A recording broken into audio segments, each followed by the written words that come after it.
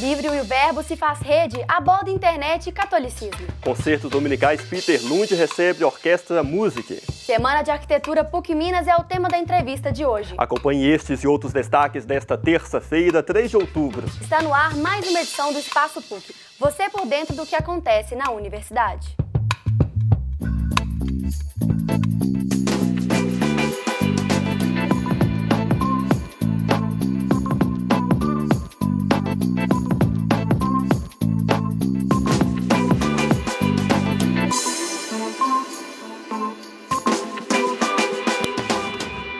Olá, boa tarde. Nós começamos o programa de hoje, direto da nossa redação, com o Frederico Lomônico, que traz informações sobre a Jornada das Utopias. Boa tarde, Fred. Boa tarde, Carol. Boa tarde, Tomás. Boa tarde ao pessoal de casa. Vim destacar para vocês uma das palestras, então, da Jornada das Utopias, que é um evento de comunicação que está sendo realizado nesta semana. A jornada tem oficinas e tem palestras, e essas palestras são abertas ao público externo. E eu vou destacar a palestra de amanhã, dia 4, que vai acontecer na sala 317 do prédio 13, às 3h20 da tarde. É com o Jairo Kiukuro, que vai falar sobre cinema indígena e a importância de documentar esses fatos de tradições, de reza, de cantos para as novas gerações. Então é amanhã, às 3h20 da tarde, no prédio 13, na sala 317. Agora você confere mais destaques da nossa agenda.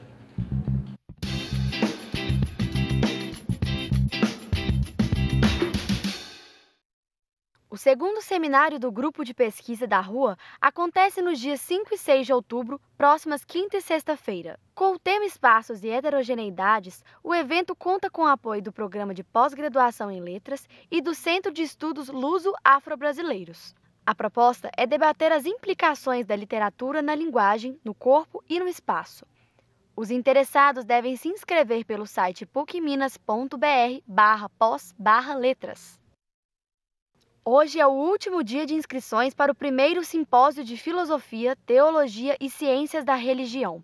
O simpósio vai ser realizado do dia 25 a 27 deste mês e conta com a parceria do Instituto São Tomás de Aquino. O objetivo é discutir o papel das produções acadêmicas constituídas na filosofia, teologia e ciência da religião na América Latina. Informações pelo telefone 3319-4533 ou no site que aparece aí na tela.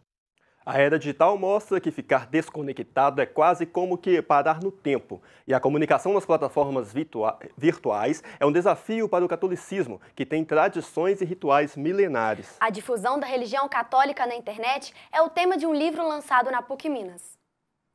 Até o Papa Bento XVI tem Twitter hoje em dia, mas a Igreja Católica pretende se atualizar ainda mais no ambiente digital.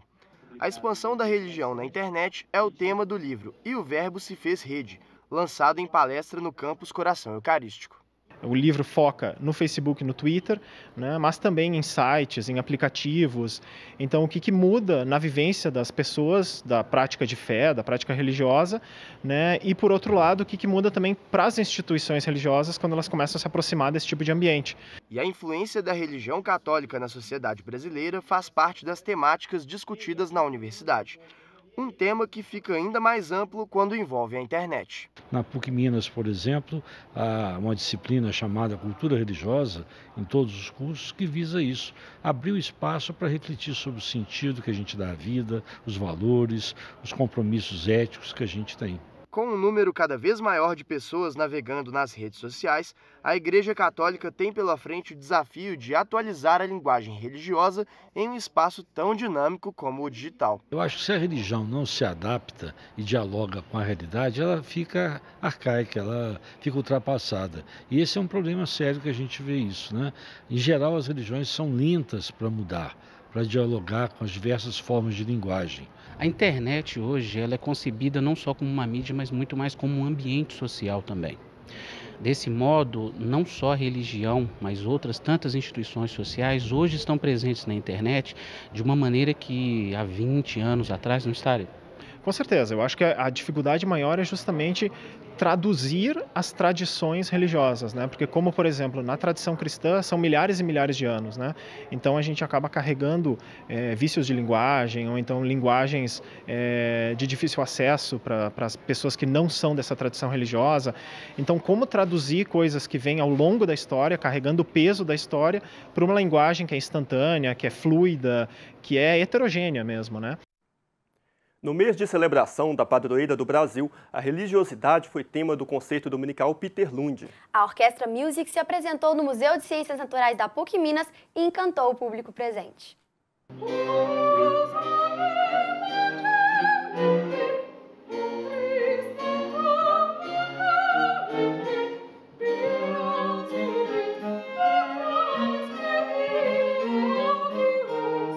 Stabat Mater. Estava a mãe de pé. A dor de Maria diante do sofrimento de Cristo.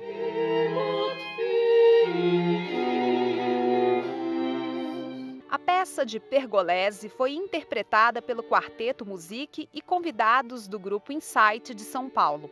Momento de reunir pessoas que vão pela primeira vez e quem já conhece os concertos dominicais. Eu fui à missa às 8 hoje e o padre anunciou lá que teria o concerto aqui. E recomendou que a gente viesse, que é muito interessante. E eu já ouvi falar antes por outras pessoas que é muito bacana o concerto. Então a gente resolveu trazer a Manuela, né, Manu? Cada uma tem uma característica, né? Tem a instrumental, que a gente observa a harmonia dos instrumentos. No caso aí vai ser a 4 vozes, né? A gente vai apreciar cada naipe, né?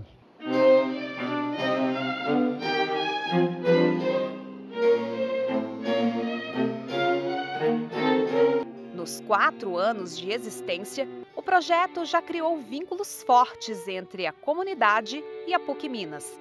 A escolha das orquestras é feita com critério. Normalmente a gente vê as disponibilidades das orquestras e as orquestras de qualidade, né? A gente analisa bem a questão do calendário, a disponibilidade, certo? E vamos fechando a agenda. E a agenda está fechada até dezembro.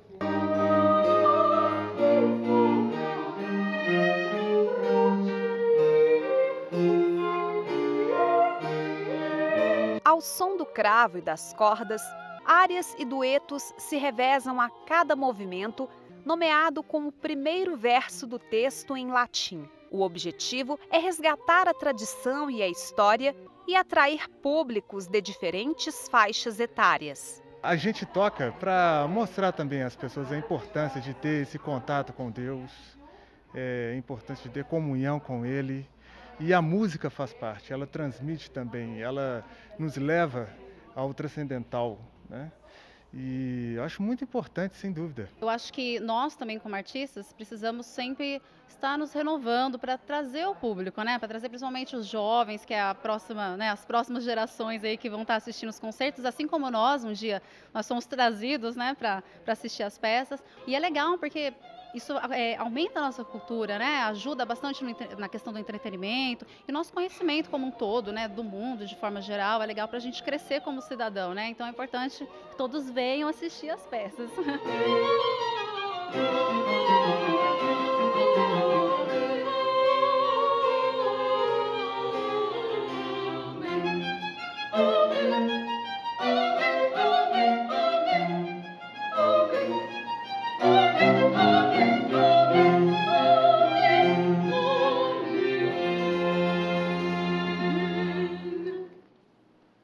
Realmente muito bom. Pois é.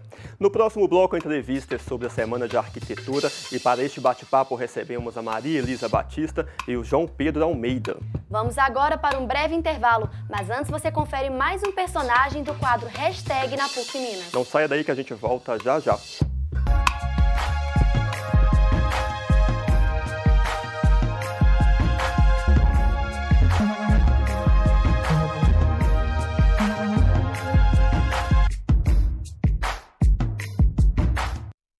Olá, me chamo Jonathan, trabalho no setor de bolsas aqui no Coração Eucarístico. Somos responsáveis pelas bolsas dos funcionários, né, do sindicato bolsa dos professores e ProUni e demais bolsas da instituição. Somos ligados à área do projeto, né, Pró-Reitoria Financeira, que é responsável também pela tesouraria e pelo setor financeiro, SECAC e CRA. Basicamente, o setor de bolsas assessora as outras unidades e também os funcionários e alunos, né, aqui da instituição. Então, basicamente, o nosso trabalho é esse: orientar os alunos sobre as bolsas, né, e fazer o acompanhamento delas durante o semestre.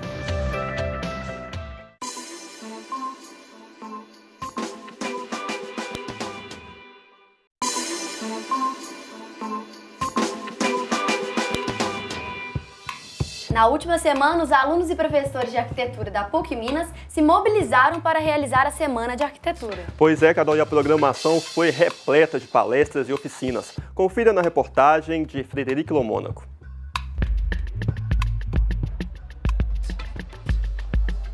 Cortar, desenhar, lixar e principalmente pensar.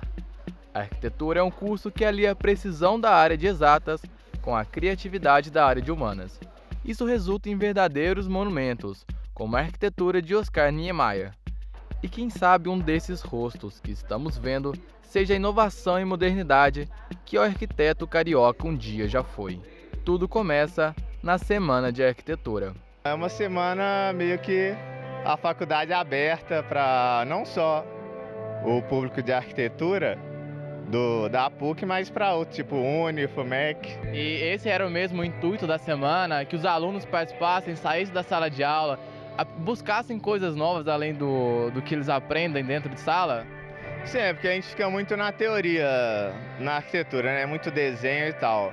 Muitas oficinas aqui para você executar, igual a oficina de brises para o prédio, a oficina do canteiro ali. E a parceria entre alunos e professores funcionou muito bem. Excepcionalmente, né, os professores participaram da organização, mas isso não quis dizer que a gente passou a ter uma hierarquia nessa organização. Legal os professores daqui da PUC, todos em peso abraçaram essa causa, muitos dando oficina, dando palestra, correndo atrás de contatos. E dentro dessa programação cheia de oficinas e palestras da Semana da Arquitetura está a oficina do professor Eduardo, que fala sobre Alborg. Professor, explica pra gente o que é essa oficina.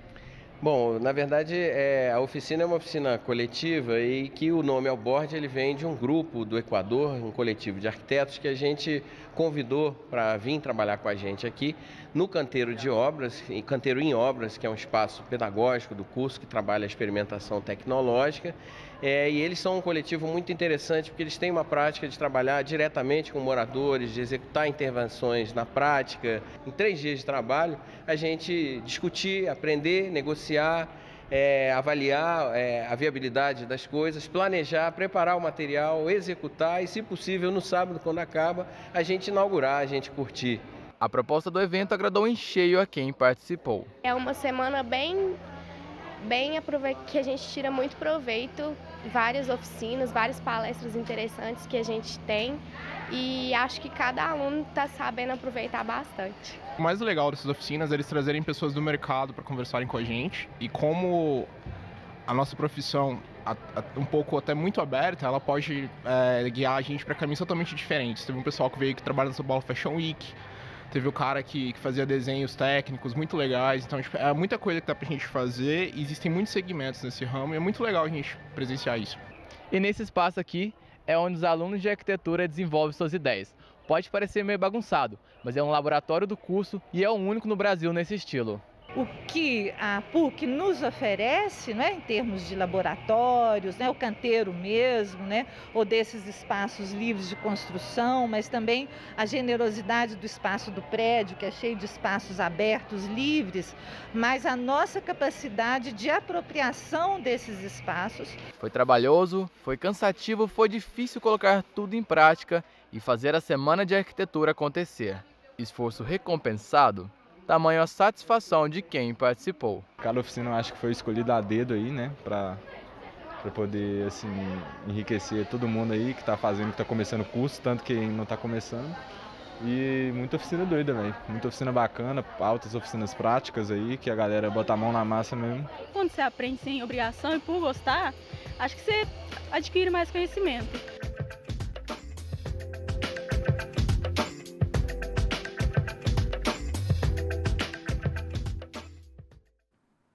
Eu converso agora com a professora e coordenadora do curso de arquitetura da PUC Minas Coração Eucarístico, Maria Elisa Batista, e com o aluno do curso João Pedro Almeida. Sejam bem-vindos ao nosso estúdio.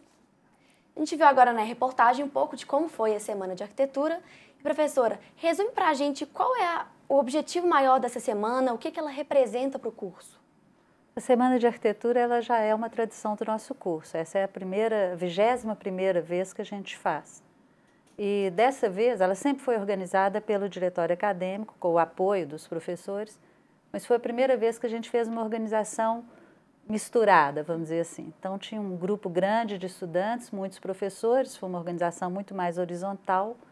E o desafio primeiro dessa semana foi transformar o espaço que a gente vive cotidianamente num espaço que pudesse abrigar essas atividades fora do prédio. Então, o prédio passou por uma transformação feita pelos próprios estudantes nas várias oficinas, e daí também o tema da semana, que é Na Real. E o que significa esse tema, né? É um tema curioso, assim.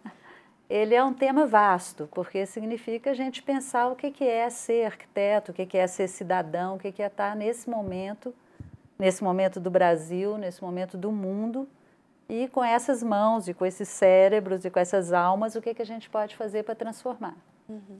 João, você que além de aluno foi um dos coordenadores da semana, como que você vê essa semana como aluno, né? Como que te acrescenta?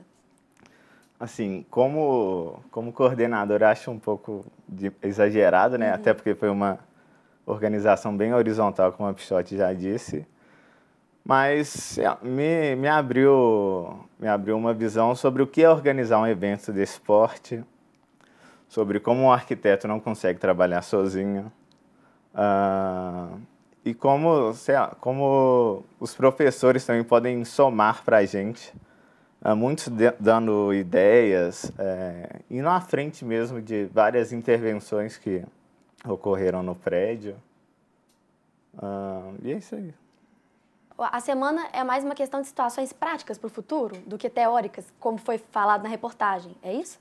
Ela é uma mistura disso tudo. Nós tivemos oficinas e palestras numa gama muito variada do campo de trabalho do arquiteto e do campo de interesse do arquiteto. Então, tivemos desde oficinas de desenho, espaços fantásticos, né, ou croquis, até oficinas de fazer um mobiliário, de transformar, fazer uma cobertura no sábado, no dia da chuva, para a coisa poder funcionar. Então, ela cobre esse campo. A gente não separa a teoria da prática, né? A teoria é uma reflexão da prática, a prática é um resultado da teoria, né? Então, ela junta isso como juntou pessoas de interesses muito diversos, né? A própria brincadeira das cores, cobrindo o pátio, né? Fala dessa diversidade em todos os campos. Então, vieram pessoas das comunidades com as quais a gente trabalha, né? Que o Escritório de Integração trabalha, vieram alunos de outros cursos,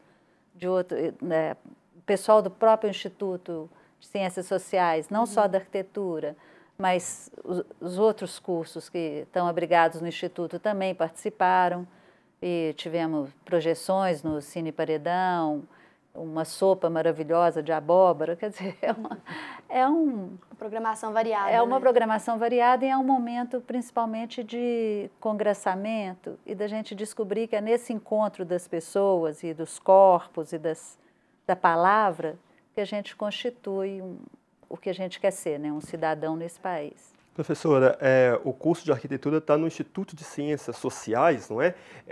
Então, o curso ele é muito amplo, né? Porque para a gente que não conhece muito da área, a gente imagina que a arquitetura é somente aquela pessoa que vai para a obra ali para poder ajudar nos projetos. Mas é muito mais do que isso, né? Qual que é o papel do arquiteto, principalmente nesse momento que a gente vive na nossa sociedade? A gente tem uma formação, uma educação, que é uma educação para transformar, né? A gente só planeja, só projeta se a gente acha que o mundo pode ser melhor do que ele é, né? Então, esse nosso ethos, essa nossa maneira de pensar, que é transformar a realidade, nos aproxima de vários campos. nos aproxima com certeza das ciências sociais, nos aproxima, né, do atendimento às populações, nos aproxima da arte, nos aproxima da engenharia. Então é um pensar e um fazer juntos, né? E junto, as duas coisas funcionam assim. João, os alunos, além da participação, como que eles contribuíram na execução da semana? Muitos contribuíram em várias frentes, como na organização, como na divulgação. Alguns que não tiveram tempo até para ajudar na pré-organização, né? Atuaram em oficinas. Alguns que não tiveram a capacidade, oficina, né? Mas atuaram, tipo, precisava de montar algum espaço, a gente chamava alguns alunos nas palestras mesmo, a gente sempre anunciava, pedia para alguns alunos espalharem que, como acontecia no prédio todo, a gente não tinha noção de até onde chegava a informação. Entendi. E os lugares que foram usados, além do prédio 47, teve algum outro lugar da PUC ou limitou mais ali mesmo? Bom, tiveram algumas visitas externas, né, Pichote? Foi feita uma visita à Sala Minas Gerais para discutir toda a questão de acústica, né? Teve um grupo que foi à Sala Minas Gerais, teve uma oficina que foi feita na Ocupação Esperança, com a qual o Escritório de Integração já trabalha. Teve uma visita que foi foi feito um roteiro nas nascentes de Belo Horizonte, dos rios de Belo Horizonte. Então, as duas oficinas de croquis, aliás, né, elas saíram para a rua para desenhar. A oficina de História da Arte também foi aos museus. Então, teve essa interação com a própria cidade, né? Isso é interessante, e o Fred fala na reportagem, né, ele foi lá conhecer o prédio, que é um prédio muito grande, né, o prédio de Ciências Sociais. Tem o campo ali, me corrija se eu estiver errado, é campo de obra, que fala? Canteiro de obras. É um dos únicos no Brasil com esse modelo, né? O que é feito ali? O que os alunos fazem ali? E ele foi utilizado durante a semana também? Ele foi utilizado e muito, né, João? Foi utilizado tanto na oficina mostrada do Alborz, que é um grupo equatoriano. Foi utilizado também na oficina do REDEA, onde a gente reformou o nosso DA, então a gente utilizou o canteiro para trabalhar os materiais de reforma. Teve mais alguma oficina do Eduardo, né, de ativação de espaços. O canteiro em obras é um lugar onde é um canteiro de experimentação. Então, quando você trabalha em arquitetura, você trabalha desde o projeto até o modelo, até o protótipo, até a escala real. Então, o canteiro em obras, ele é um lugar do protótipo, é um lugar de experimentar técnicas, de aprender técnicas e de descobrir também as dificuldades que estão implícitas na execução de um determinado desenho. Nessa semana, foi muito usado. Os meninos construíram essa reforma do diretório acadêmico, foi fantástica. Fizeram mobiliário, fizeram bancos, trabalharam, de fato, a alteração do espaço. E houve algumas oficinas de imóveis mesmo, né? Como cortar, e a gente conta com uma maquetaria muito boa, com serras e tal, e também com um laboratório de fabricação digital. Então, algumas coisas foram feitas no laboratório de fabricação digital, outras na maquetaria, outras ali em cima do tijolo, né? Professor, para encerrar agora, o nosso tempo está curto, você acha que o arquiteto hoje ele precisa ter um olhar mais social em relação ao espaço? O que você acha? Sem dúvida, e não é só hoje, sempre, né? Mas hoje a gente está num determinado momento no país e no mundo em que a gente precisa pensar quais são os problemas que de fato nos afligem. E nesse sentido, o arquiteto é um agente de transformação junto com as pessoas, né? Todas. Bem, gente, muito obrigada pela entrevista. A gente que agradece.